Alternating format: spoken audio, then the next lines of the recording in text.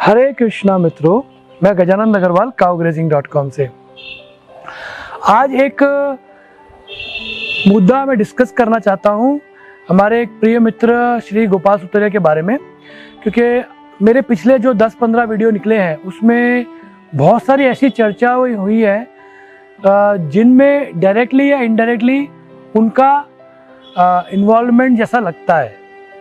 तो इस कारण से मुझे ये वीडियो बनाना पड़ रहा है। इसमें हम एक एक करके मुद्दे डिस्कस करेंगे और क्लेरिफाई करेंगे हमारी पोजीशन। तो पहले तो मैं आपको बता दूं कि जैसे हमारे जीवन में बहुत सारे हमारे गुरु होते हैं, मेंटर होते हैं, और एक नहीं होता, बहुत सारे होते हैं। तो जिसको आप आदर्श समझते हो, जैसे बहुत सारे लोगों के राजीव दीक्षित एक आदर्श है। तो वो चाहे बैकग्राउंड से वो गुरु कैसा भी हो, उसने जो अच्छे काम किए हैं उसको पकड़ के वो आदर्श गुरु बनते हैं लोगों के, और हमारे काफी मित्रों के वो आदर्श है, इसलिए हम भी उन्हें रिस्पेक्ट करते हैं उस पॉइंट ऑफ व्यू से। तो 2013 में जब मैं पहली बार गोपाल सुतरिया साहब से मिला था उनकी गौशाला में, तो उनका जो होम स्कूलिंग मॉडल था, जिसमें वो अपने घर के बच्चे और 2-4 दोस्तों के बच्चों को एक अलग प्रकार की शिक्षा दे रहे थे, जो गुरुकुल जैसी थी पर वो घर में थी, उनके गौशाला में थी। और वो जो मॉडल था उस टाइम जब मैंने वो देखा मॉडल उनका, तब वो मॉडल देख के मुझे लगा कि मैं भी ऐसा करूँगा। आज लगभग समझ लीजिए 6 साल हो गए हैं उस बात को, 6 से 7 साल, और मैं एक्चुअली वही कर रहा हूँ। मैंने गोपाल सुतरिया के उस मॉडल को, उनको आदर्श पकड़ के, वो जो गुड प्रैक्टिसेस कर रहे थे चाइल्ड केयर में और वो सब प्रैक्टिसेस आज मैं अपने घर में होम स्कूलिंग मॉडल से एक्सपेरिमेंट भी कर रहा हूँ, और उसके बहुत अच्छे रिजल्ट है मेरे पास, क्योंकि मैंने उसमें उनसे भी सीखा, फिर और भी लोगों से मैंने वो बहुत सारी ज्ञान उसके आगे सीखता गया। और हमारे हरे रामा हरे कृष्णा में हमारे एक और आदर्श है रवि गुप्ता जी, जो 12 साल की उम्र में ही होम स्कूलिंग मॉडल के अंदर ही विदेश में यूनिवर्सिटी में एडमिशन मिल गया था उनको। तो वो मेरे पहले आदर्श थे। फिर गोपाल सुतरिया के यहाँ लिविंग मॉडल देखा मैंने, वो एक आदर्श थे। फिर इस्कॉन में हमारे बहुत सारी फैमिलीज, जहाँ पे मैं अभी रहता हूँ मायापुर में, यहाँ पे चला 40-50 फैमिलीज लगभग यही मॉडल में है। तो पहली बात तो मैं आपको कहूँगा कि गोपाल सुतरिया मेरे आदर्श है, मेरे बहुत अच्छे मित्र हैं, और कुछ कारणों के कारण कुछ लोगों ने कुछ उन्हें गलत सत कहा, जैसे मैं भी चर्चा नहीं करूँगा उन लोगों की, पर उससे काफ़ी हमारा रिलेशन डिस्टर्ब हुआ था बीच में। तो पहली बात, मुझे बहुत सारे प्रश्न आ रहे हैं। जैसे पहला एक प्रश्न आ रहा है कि गोपाल भाई का जो घी है, क्या मैं उसे ऑथेंटिक मानता हूँ? तो मैं ये कहूँगा कि गोपाल भाई के घर पे मैंने गोपाल गाय का घी खाया है, और उससे मुझे कोई ऐसा लगा नहीं कि वो कोई खराब घी है, ऐसा कुछ मुझे लगा नहीं था जब मैंने उनके यहाँ वो घी खाया था, उनके घर में जब मैंने उनके साथ लंच किया था। तो और मैंने उनका घी और भी बाद में टेस्ट किया है काफ़ी हद तक, मुझे कोई उसमें खामियां लगी नहीं। तो मैं उसके ऊपर ज़्यादा टिप्पणी नहीं कर पाऊँगा, क्योंकि मैंने उसे डायरेक्टली कोई क्रॉनिक पेशेंट पे ट्राई किया है, ये मैं नहीं कह पाऊँगा, क्योंकि मुझे मिक्स रिजल्ट मिले थे बहुत सारे घियों में। तो मैं उसमें एक साफ उत्तर नहीं दे पाऊँगा कि मैं क्या उसे ऑथेंटिक समझता हूँ, नहीं समझता हूँ। आप ट्राई कीजिए, आपको मालूम पड़ेगा।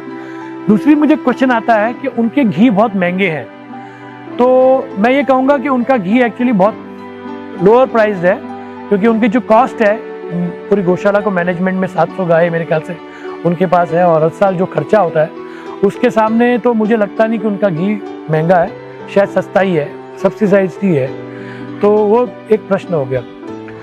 तीसरा है कि उनकी दवाइयाँ जो बना रहे हैं वो, क्या वो अच्छी है, ऑथेंटिक है? तो इसमें मैं आपको एक चीज़ जरूर कहूँगा कि इसमें मैंने कोई भी पेशेंट में जानता नहीं हूँ पर्सनली जो मुझे ये कहा है फ़ोन करके कि मैंने गोपाल भाई के वेबसाइट से bansigir.in से मैंने कोई दवाई ली, कोई ऐसा प्रोडक्ट लिया और मैं ठीक हो गया उस बीमारी से। मेरे को कोई ऐसा फ़ोन आया नहीं है, और मेरे को फ़ोन आने का बनता भी नहीं है, तो मुझे पता नहीं है। अगर गोपाल भाई एक टेस्टिमोनियल पेज बना दें हर पेशेंट की डिटेल डाल के, और उस बीमारी से कौन सी बीमारी हुए, तो वो ज़्यादा बढ़िया होगा उनसे चर्चा करने के लिए।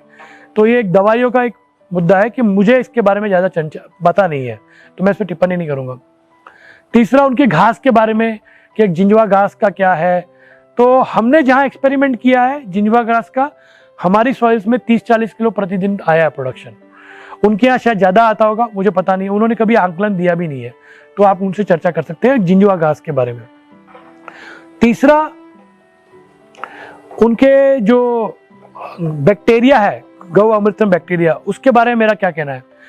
तो गौ अमृतम बैक्टीरिया के बारे में मैं ये कहूँगा कि मुझे जो रिजल्ट्स मिले हैं, जो मैंने सुने हैं, मेरे मित्रों ने जो यूज़ किया है, उनका सुना हुआ मैंने कुछ समझा है जो मैं आपको बता नहीं सकता अभी, पर मैंने खुद ने डायरेक्टली गौमूत्र बैक्टीरिया ट्राई नहीं किया है। तो ये एक पेंडिंग एक्सपेरिमेंट है जो मैं करूंगा अभी, तो उसके बाद उसका रिजल्ट मालूम पड़ेगा। मैंने एक पिछला वीडियो निकाला था जंगली बैक्टीरिया कैसे बनाते हैं, तो उस बैक्टीरिया वाले वीडियो में उनका नाम नहीं लिया गया था, कोई भी गोपाल भाई का या किसी का भी, पर लोगों को लगा कि मैं उनके बारे में बात कर रहा हूँ। तो मेरे हिसाब से मैं ये कहूँगा कि ऐसा लगेगा कि मैं उनके बारे में बात कर रहा हूँ, क्योंकि वो मेरे चैनल में उनका एक बहुत बड़ा हिस्सा है उनके वीडियोस का, पर ऐसा नहीं है। वो एक जनरल में सारे सेलर्स और बैक्टीरिया वालों के बारे में ही बात कर रहा था, उनकी मेंटालिटी क्या होती है, और वो एक जनरल मुद्दा था, उसमें उनका कोई लेना देना नहीं है। उनकी बैक्टीरिया उन्होंने कहा कि डेफिनेटली बेटर है, और वो मुझे चाहते हैं कि एक्सपेरिमेंट करके मैं उसका लैब रिपोर्ट निकालूं और उसका एक फील्ड ट्रायल भी करूं। तो हमारा अभी एक मुद्दा है, हम अभी एक क्रॉप पे 3 बाय 6 फुट का बेड बनाएंगे, ऐसे 10, 15, 20 बेड बनाएंगे, उसमें एक क्रॉप डालेंगे, और ऐसे हम 10 क्रॉप पे रिसर्च करना चाहते हैं, जिसमें गो अमृतम बैक्टीरिया भी डालेंगे उनके मेथड से, और भी जितने बैक्टीरिया हैं, इतने कल्चर हैं, सबका एक एक बेड बना के उसका एक साइंटिफिक एवोल्यूशन करेंगे और उसकी लैब रिपोर्ट्स भी निकालेंगे, और फिर हम दिखाएंगे कि कौन सा बैक्टीरिया कौन सी सिचुएशन के लिए शायद अच्छा हो, क्योंकि 4-10 का कंपैरिजन होगा, उसमें बहुत टाइम लगेगा, बहुत खर्चा लगेगा हमारा। तो शायद हम ये कोरोना के बाद, ये काल के बाद शायद वो एक्सपेरिमेंट करें, तो उसके बाद ही हमें क्लियर मालूम पड़ेगा कि गौ अमृत बैक्टीरिया एक्चुअल में सबसे उत्तम बैक्टीरिया है, हमारे हिसाब से नहीं है। पर जो लोग फार्मर्स लोग जिन्होंने ट्राई किया है वो सब पॉजिटिव है, तो आप जरूर ट्राई कीजिए, उनसे जाके लेके ट्राई कीजिए। हमारे कोई भी वीडियो में जिसमें मैं बोलता हूँ डायरेक्टली, उसमें आप कोई भी उसका कनेक्शन गोपाल भाई या उनकी फैमिली से या उनके लोगों से मत निकालिए, क्योंकि उसमें मैं जेनरिक बातें करता हूँ। अगर मुझे कुछ डायरेक्टली कुछ कहना होगा गोपाल भाई के बारे में, तो डायरेक्टली उनका नाम लेके मैं बताऊंगा, जैसे मैं दूसरे लोगों के नाम लेके बताता हूँ।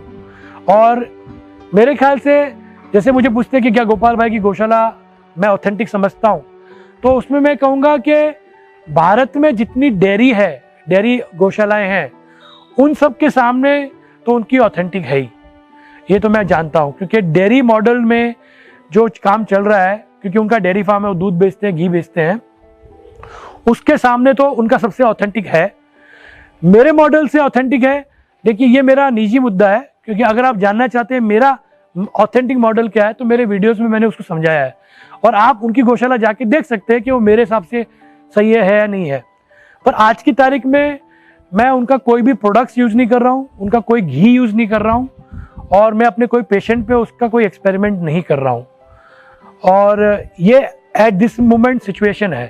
तो आप अपना दिमाग लगाइए, आप उनकी गौशाला जाके देखिए, परखिए, हम जो बातें बताते हैं क्या ऑथेंटिक होना चाहिए, एक स्वावलंबी आत्मनिर्भर गौशाला कैसी होती है वो समझने के लिए आप हमारे वीडियोस देख सकते हैं, नॉलेज वाले।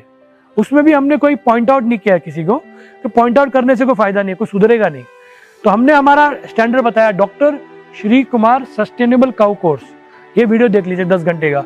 वो देखने के बाद आप गोपाल भाई की गौशाला या जो भी गौशाला में जाना चाहे देख लीजिए, क्या वो लोग उस तरह का मॉडल फॉलो कर रहे हैं। नहीं भी कर रहे तो ऐसा नहीं है कि वो लोग गलत है, टाइम प्लेस सर्कमस्टेंस के हिसाब से वो लोग अपने आप में सही है। किसी के पास जमीन ज़्यादा नहीं है तो हमारे सारे मॉडल नहीं कर सकता। हमारे पास 400 एकड़ जमीन है, 50 गाय है, तो हम लोग कर सकते हैं। उनके पास अगर 7 एकड़ जमीन में 700 गाय है तो वो नहीं कर सकते हैं, तो उसमें उनकी कोई गलती नहीं है। एट दिस मोमेंट मैं ये कहूँगा कि गोपाल भाई और उनकी गौशाला से मुझे पर्सनली कोई आपत्ति नहीं है। उस आदमी ने बहुत मेहनत की है, लगभग 15 साल 28 साल की उम्र से मेहनत कर रहे हैं वो, 15 साल हो गए होंगे मेरे ख्याल से, 15-16 साल। बहुत मेहनत की है उस आदमी ने, और अकेले मेहनत की है। सबसे बड़ी बात है कि वो अकेले झूठ के उसने रिसर्च की है, मेहनत की है। 10वीं पास है खाली, वो 10th पास है खाली, ज़्यादा पढ़ाई भी नहीं कर पाए, क्योंकि डायमंड लाइन में ज़्यादातर कम उम्र में जुड़ जाते हैं लोग। और उसके हिसाब से अगर हम देखे जाएं तो मेरे ख्याल से भारत में राजीव दीक्षित को आदर्श रखने वाले अगर कोई लोग हैं जो इतनी कम उम्र में आगे बढ़े हैं तो मेरे ख्याल से गोपाल भाई ही हैं मेरी नॉलेज में, और कौन नहीं है। और गोपाल भाई ने जब मुझे कहा कि राजीव भाई भी उनके 11वें आदर्श हैं, उस कारण से मैंने उस वीडियो को, मेरे अर्जी वाली वीडियो को बंद कर दिया हमारे चैनल से, क्योंकि मैंने सोचा कि अगर राजीव भाई मेरे हिसाब से कैसे भी होंगे, दुनिया के हिसाब से कैसे भी होंगे, पर अगर एक गोपाल भाई अगर उसने पैदा कर दिया है तो मेरे ख्याल से उनकी सारी गलतियां माफ, वो राजीव भाई की। तो मेरे ख्याल से क्योंकि गोपाल भाई जैसे लोग, जैसी महान पर्सनालिटी आज की तारीख में भारत में मिलती नहीं है। मतलब मैं खुद उनमें आदर्श समझता हूँ, और उस आदमी के मुंह से कभी किसी के लिए गलत निकल जाए ये भी पॉसिबल नहीं है। बहुत सोच समझ के बात करते हैं, रिलेशन मेंटेन करते हैं। मैंने उनकी कई बुराइयां भी करी, फिर भी मेरे साथ रिलेशन मेंटेन करते हैं, आज भी करते हैं, और रिक्वेस्ट करते हैं कभी कुछ हो तो। और कुछ लोगों ने कुछ उनके बारे में कुछ कहा है गलत सलत, मेरे बारे में उनके साथ कुछ गलत सलत कहा है, तो वो बातें झूठ है। और ये बात आप गोपाल भाई से भी जब 1 to 1 बात करेंगे तो वो बताएंगे वो बात झूठ है। तो आप लोगों की सुनिए मत, क्योंकि जो दूसरे चैनल वाले हैं जो कुछ भी बातें बोलते हैं, उनका काम सिर्फ एक ही है, सेंसेशन फैलाना, लाइक्स बढ़ाना, सब्सक्राइबर बढ़ाना और पैसे कमाना। उनके चैनल, पूरे चैनल में अगर आप देखेंगे, उन्होंने ज़िंदगी में कभी अपने हाथ से खेती नहीं की होगी, कभी अपने हाथ से गौ सेवा में कत्ल खाने की गाय को बचा के अपने यहाँ रखा नहीं होगा, उसको पाला नहीं होगा, और कभी उन्होंने कोई चैरिटी एक्टिविटी जैसे कोई अनाथ बच्चे को पाल लिया है, कोई साधुओं को खिलाया खाना, ऐसे कोई भी जो नेक काम होते हैं ऐसा कुछ भी नहीं किया होगा। उनके पूरे चैनल में सेंसेशन, इसने ये किया, उसने वो किया, ये सब कचरा पट्टी आपको मिलेगी। तो आप बचिए इन लोगों से। अगर आप मेरे बारे में जानना चाहते हैं तो मैं आपको साफ साफ कहूँगा, मैं बहुत ही ज़्यादा पैसे वाली फैमिली से हूँ। 200-400 करोड़ से ज़्यादा मेरी फैमिली के पास प्रॉपर्टीज़ भी होंगी। मैं 10 साल से वो सब छोड़ छाड़ के अपनी रिसर्च कर रहा हूँ, और आज की तारीख में मैं जो भी पैसे कमाता हूँ, मेरा जो बेसिक खर्चा है, मेरा बहुत कम खर्चा है। मेरे पास कोई रेंट भी नहीं है, अपार्टमेंट का रेंट नहीं देना, कोई खर्चा ऐसा कुछ है ही नहीं। हम लोग घर में, मेरे बच्चे स्कूल भी नहीं जाते हैं, स्कूल का भी खर्चा नहीं है। घर में हम लोग काम वाले भी नहीं रखते हैं। हम हमारे घर के झाड़ू, खर्चा, बर्तन जो भी कुछ है हम खुद अपने हाथ से करते हैं। मैं खुद करता हूँ अपने हाथ से, मेरी वाइफ करती है। एक भी नौकर घर में नहीं आता, तो कुछ खर्चा ही नहीं है। तो जो भी पैसे मैं कमाता हूँ, कोई भी आए तरीके से, वो टोटल मैं चैरिटी करता हूँ। चैरिटी कैसे करता हूँ? मेरा एक ऑर्फनेज है 25 बच्चों का, जिसका मैंने एक वीडियो डाला है। उन बच्चों के लिए हम जो भी होता है दान करते हैं। उनके खर्चा पानी लगभग 1.25 लाख रुपए महीने का खर्चा होता है उस पर। फिर मेरा 525 साधुओं को हम अभी एक टाइम का खाना खिला रहे हैं, तो उसमें जो भी पैसा लगता है, तो जो शॉर्टेज पड़ता है, जितना मैं दे सकता हूँ वो देता हूँ। एक दिन का 16,000 खर्चा है उसमें। फिर तीसरा प्रोजेक्ट मेरा है, हमारी 100 गायों की कत्ल खाने से बचाई हुई गौशाला है, जिसमें कत्ल खाने की गाय बचा के हम लाते हैं। उसमें भी हमारा बहुत खर्चा होता है। समझ लीजिए 100 गाय का आप 100 रुपये के हिसाब से भी लगाओ, 10,000 प्रतिदिन खर्चा हो जाता है उसको। मतलब अगर अपन उसका सारा कैलकुलेशन करें, लेबर वेबर सब करें, तो इतना तक खर्चा हो सकता है। एग्जैक्ट खर्चा तो मैं बता नहीं पाऊंगा, पर इस तरह खर्चा हो सकता है अगर हम 100 गाय रखें जो दूध नहीं देती है, और उनका जो भी खर्चा होता है उसमें से भी बड़ा योगदान मेरा ही होता है। तो इस तरह से, और गरीब पेशेंट्स को फ्री दवाई देते हैं हम। 125 पेशेंट मैंने, गरीब पेशेंट, डॉक्टर हितेश जानी के साथ मिलकर 125 कैंसर पेशेंट्स को डोलावीरा कच्छ में 1 महीने की दवाई पूरी स्पॉन्सर की थी। उसमें मेरे एक मित्र और थे, उन्होंने भी थोड़ा पैसा दिया था, 5-10%। फिर हजारों पेशेंट को मैंने फ्री दवाइयाँ दी है, वो पैसे उसमें लग जाता है। मेरे महंगे घी जो भी है वो सब कस्टमाइज्ड है, पेशेंट टू पेशेंट बनाते हैं। बहुत कम पेशेंट होते हैं जो एक्चुअली पैसा देते हैं मुझे दवाई के लिए। उस पैसे में भी अगर कुछ बचता है तो गरीबों में ही जाता है।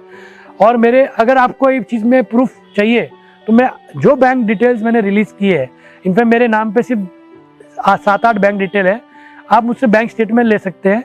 सारे बैंक स्टेटमेंट इन 3-4 कार्य के अंदर ही ट्रांसैक्शन दिखेंगे आपको। और ये ट्रांसैक्शन जो मैंने कर रहे हैं वो आप जाके वेरीफाई कर सकते हैं। बाकायदा हमने वीडियो बनाया वो लोकेशन में जाके कि क्या काम हो रहा है नहीं हो रहा है, और लोगों को पूछ सकते हैं। तो मैं पूरा चैरिटी से बना हूँ। मैंने अपनी ज़िंदगी में, ये मैंने अपने परदादा से सीखी, मैंने दादा से सीखी।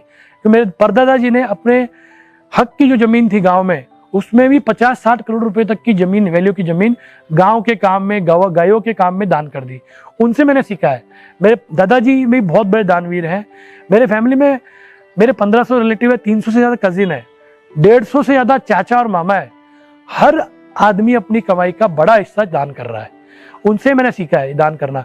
तो मेरी ज़रूरतें बहुत कम है, इसलिए मैं जितना होता है उतना करता हूँ, और भगवान की दया से जितना ज़्यादा करता हूँ उससे ज़्यादा भगवान मुझे और देता है। जैसे मैंने 300 रुपये कमाई थी एक टाइम पे मेरी, जब मैं घर सब छोड़ के ये सब रिसर्च में लगा था, मैं 200-300 रुपये कमाई होती थी, तभी भी मैं दान करता था, मेरे खर्चे में से जो भी कुछ बच जाता था। और आज की तारीख में 30-40 हज़ार रुपये तक प्रतिदिन की मेरी कमाई हो रही है। उसका पूरा हिस्सा पहले से ही डिसाइडेड है, वो दान में जाता है। और जो चैरिटीज़ में मैं आज इन्वॉल्व हूँ उसमें मेरा प्रतिदिन का लाख रुपया तक का खर्चा है।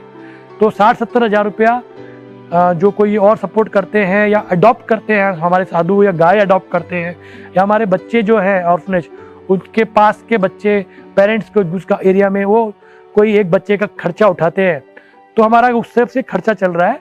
और बाकी 30,000-40,000 जो भी मुझसे होता है, मेरे से पास आता है, वो करता हूँ। मेरे पास भी पैसे एक दिन में नहीं आते हैं। हमारे प्रोडक्ट्स बनते हैं, जो भी कुछ बनता है 60-70-80 दिन में वो शिप होते हैं। 150 दिन का एक टाइम फ्रेम होता है, उस टाइम फ्रेम में वो पैसे आते हैं, उतने दिन ब्लॉक रहते हैं। जब आते हैं तब मैं उसको इमीडिएटली सब कामों में लगा देता हूँ, और तब तक मेरा कर्जे से काम चलता है। तो अभी भी मेरे ऊपर कर्जा हमेशा ही रहता है। मतलब 1-2 करोड़ का, 2-2.5 करोड़ का कर्जा मेरे पास हमेशा मेरे ऊपर पड़ा ही रहता है। और वो मैं जैसे जैसे मेरे पास पैसे आते हैं मेरे चीज़ों के 150-200 दिन के गैप में, वो मैं कर्जा सल्टाता हूँ, फिर नया होता है। तो आप खुद डिसाइड कीजिए कि कौन सच्चा है, कौन सही ज्ञान दे रहा है, कौन सही में दानवीर है। जैसे मैं आपको एक और चीज़ बताना चाहूँगा, मैं पतमेड़ा में गया था गौ सेवा करने के लिए। वहाँ पे अकाल पड़ गया था, फ्लड आया था, गाय मर गई थी बहुत सारी, और बहुत सारी गाय ICU कंडीशन में थी। ये पतमेड़ा नंदगांव की बात है। मैं बैठा था और मैं गायों को मालिश कर रहा था, क्योंकि वो गाय बीच के स्टेट में मरने वाली भी थी और कुछ गिरने वाली थी, मतलब बचने वाली थी। उस दौरान मुझे मेरे मित्र ने बोला कि अभी एक ट्रक आया है चारा भर के। तो मैंने पूछा, मतलब वो बताए कि गोपाल भाई ने वो चारा दिया है। तो गोपाल भाई ने ऐसे बहुत सारे गुप्तदान किए हैं जिसका किसी को पता नहीं है। मैंने ये मेरे आंखों देखी है, मैं आपको एक्चुअल बता रहा हूँ। तो गोपाल भाई भी कोई कमाई कर रहे हैं मेरे ख्याल से, मेरी नॉलेज में जो मेरी कैलकुलेशन कहती है कि वो कमाई नहीं कर पा रहे हैं अपनी गौशाला में, वो ज़्यादा नुकसान ही कर रहे हैं। क्योंकि जो पूरी उनकी अंकलन देखता हूँ, 700 गायों का जो चारा प्रतिदिन का अगर आप लगा लो 150 × 700 कितना होता है, 70-80 हज़ार रुपये का चारा मेरे ख्याल से उनकी गाय खाती होंगी। उतना उनके खेत में उगता नहीं है, और उसका खर्चा और उसके सामने जो उनका आउटपुट है, प्रोडक्ट्स, घी, सब, उसकी जो अमाउंट निकालोगे आप, तो मेरे ख्याल से कोई प्रॉफिट में नहीं लग रहे हैं मुझे, ब्रेक इवन में ही लग रहे हैं। ब्रेक इवन में भी है, मुझे गारंटी नहीं है। तो मैं नहीं कहूँगा कि गोपाल भाई आज भी कोई प्रॉफिट में होंगे मेरे हिसाब से। उनको पूछिए आप, वो बताएंगे सही बात, मुझे ऐसा लगता है। तो वो जो भी आज तक कर रहे हैं वो सेवा ही है। और फिर दूसरी गौशालाओं को बुल भी देते हैं उनके फ्री में। उनके बुल भी आज मार्केट वैल्यू लगा लो, अगर वो कोई ब्रीडर से लेंगे तो 25 लाख से कम नहीं देगा उस तरह का बुल, जो फ्री में बांट देते हैं। तो वो भी एक चैरिटी है, और उनकी गुप्त चैरिटी का जैसे मैंने आपको बताया वो एक है। तो ये सब मुद्दे हैं जो मैं बताना चाहूँगा। मेरा कोई उनसे वो नहीं है, प्रॉब्लम नहीं है। और कोई भी बात मैं कहता हूँ तो उनको कनेक्ट मत कीजिए उसमें। कोई बाहर वाला कोई उनके बारे में मेरे बारे में कहे, उसको भी आप इग्नोर कीजिए। वो सब लोग सिर्फ और सिर्फ प्रतिष्ठा के भूखी है। मार्केट में जो भी लोग मेरे बारे में और इनके बारे में बात कर रहे हैं, कोई अलग अलग बातें कर रहे हैं, वो खाली प्रतिष्ठा के भूखे हैं, और वो खुद का कुछ है ही नहीं उनके पास। उन्होंने भी किसी गुरु को आदर्श बना के, गुरुवाद बना के उनकी पोजीशन को हाईजैक किया है, और वैसे फेमस हुए। आप देखेंगे उनको ध्यान से तो समझ में आ जाएगा कि इस तरह के लोग पूरे मार्केट में घूम रहे हैं, और वो कुछ भी अच्छा नहीं कर रहे हैं, कुछ भी अच्छा नहीं कर रहे हैं। तो मुझे दुख है उनके, इतना बड़ा बड़ा नेटवर्क लेके बैठे हैं, कुछ अच्छा नहीं कर रहे हैं, खाली कचरा बट्टी फैला रहे हैं ज़्यादातर। थोड़ी बहुत अच्छी बात हमसे ही सुन के, हमारे चैनल में बहुत सारे हमने गुरुकुल गुरुओं को फेमस किया, गोपाल भाई को फेमस किया, और भी बहुत लोगों को फेमस किया हमने हमारी कोशिशों से। उन गुरुओं को पकड़ पकड़ के वो आज काम कर रहे हैं। कोई रिसर्च उनके पास नहीं है। तो मैं रिक्वेस्ट करूँगा कि आप जब किसी को सुने तो ध्यान से सुनिए वो क्या बोल रहा है, वो खुद क्या है, उसने ज़िंदगी में खुद ने क्या कंट्रीब्यूट किया वो देखिए, और फिर आप सही आदर्श बनाइए और आगे बढ़िए। एक और बहुत ध्यान देने वाली बात है कि गोपाल भाई ने कोई एक पर्टिकुलर ब्रीड का प्रमोशन नहीं किया कभी भी। जब भी मैंने उनको पूछा कि उनकी जो गिर ब्रीड है उसके बारे में बताइए, तो उन्होंने उसके बारे में जानकारी ज़रूर दी है, गोत्र के बारे में, ये सब बारे में, पर कभी उन्होंने ऐसा नहीं कहा कि गिर ही सबसे इम्पोर्टेंट ब्रीड है और कोई दूसरी ब्रीड इम्पोर्टेंट नहीं है। इनफैक्ट जो मेरा पिछला वीडियो है 18 गोत्र वाला जो वीडियो, उसमें उन्होंने स्पष्ट बताया है कि भारत की हर ब्रीड इम्पोर्टेंट है और हर क्षेत्र में जो ब्रीड होती है, जो लोकल ब्रीड, वो उस क्षेत्र के लिए अच्छी होती है, वहाँ पे गिर नहीं लाना चाहिए, और ये एक्चुअली बहुत गलत है। तो ये बात हमें बहुत समझ लेनी है इम्पोर्टेंट, कि गोपाल भाई कभी भी एक ब्रीड के बारे में या उसकी पकड़ के नहीं बैठे। उन्होंने हमेशा हर भारत की ब्रीड का प्रमोशन किया है, सजेशन दिया है कि अपनी लोकल गायों को ही पालिए, इधर उधर से गिर गाय या दूसरी गाय, जर्सी गाय सब मत लाइए, ये जरूर उन्होंने कहा है। तो हमें समझ लेना है कि ये बात, और यही बात मुझे बतानी थी। हरे कृष्णा।